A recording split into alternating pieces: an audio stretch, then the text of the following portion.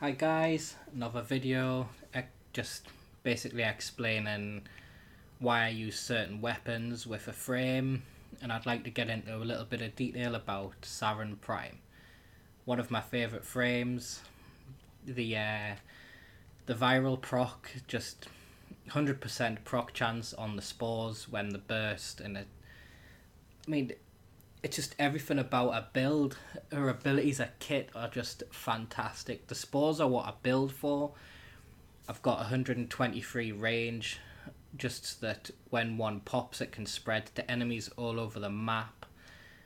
Um, the damage a second, 32. The damage, it's like 32 procs every second for 17 and a half seconds.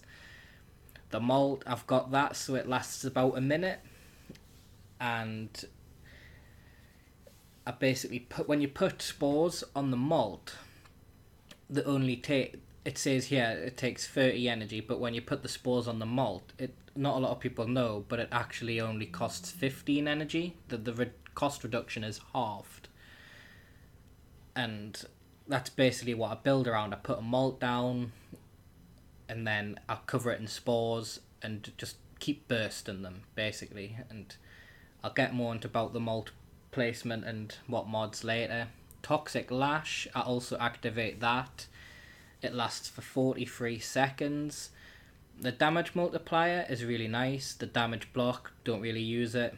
But another thing people don't know is when you have Toxic Lash active and you're popping spores with melee, it actually gives you energy back, and that's how to sustain a lot of energy with Saryn, so that you can pop Miasma while all this is going on. Miasma got nerfed. It doesn't really do that amazing damage it used to, but it does a mini stun when you activate it. The enemies do some sort of poisoned animation, which is a form of CC. I basically use it if I'm activating a life supply or gonna res somebody, or just need like some instant CC if something happens, and that's basically how I use her abilities. That's why I love her. Every one of her abilities complement each other. It makes a fantastic chemistry to just get the job done. I usually go with the Ignis Wrath just because it has that massive range. It has punch through, and you can shoot through walls, and basically anything with a spore on it that is going to get hit by the Ignis Wrath is going to pop, and that's everything that Saryn's about, popping them spores.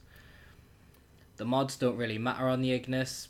A bit of damage, and that's all you need. You don't really focus too much on the damage on it. I just let the spores do the job.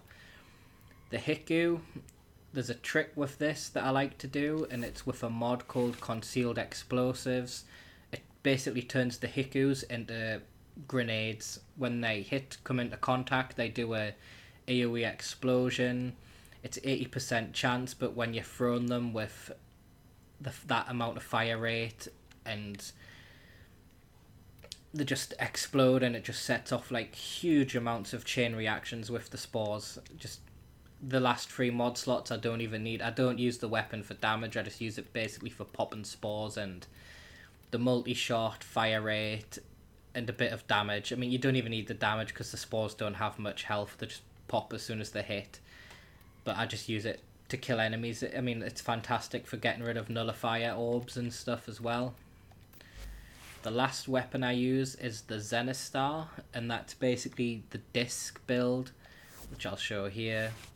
It's just modded for radiation viral. When I use a Saryn, I'll swap out the radiation viral to probably blast corrosive just by switching those 2 mods there, because as I've mentioned before, Saryn already has 100% viral proc on the spores, so that would be blast corrosive.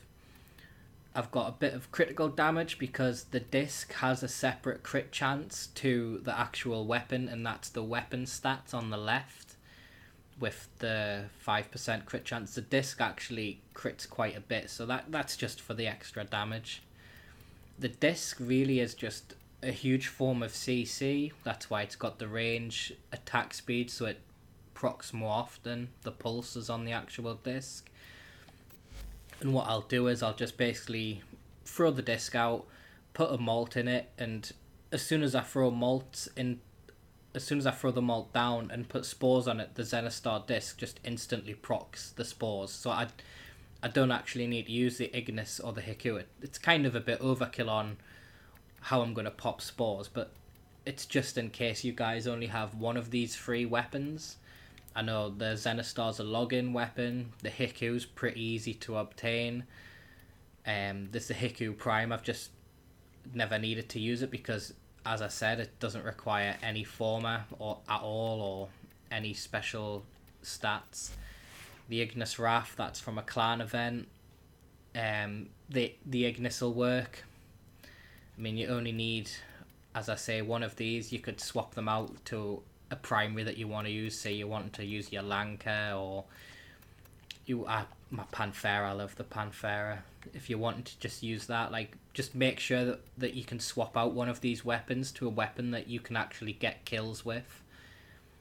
And yeah, one thing also is I always run with regenerative malt on the Saryn. That's basically so that when I put a malt down, I get 50 health for 10 seconds, and that's 500 HP, and she's only got 925, so you get half your health back every time you put a malt down, and the malts actually act as a decoy, so that any kind of enemy fire, or if an enemy's chasing you down and you're needing to recover and relocate your position of your group, you just throw a malt down, you'll get health back. It doesn't stack, you can't spam malts, it will just reset the timer of the buff, which gives you your life back. And that's basically it for my Saryn.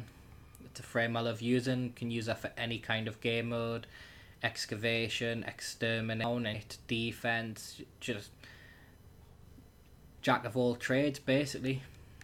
One of my favourite frames in the game. I hope this was a good guide. I hope it cleared some things up. People understand a few tricks with Saryn or how to build her. Any questions, just hit the comment box and I'll get back to you with a reply. Thanks very much. Goodbye.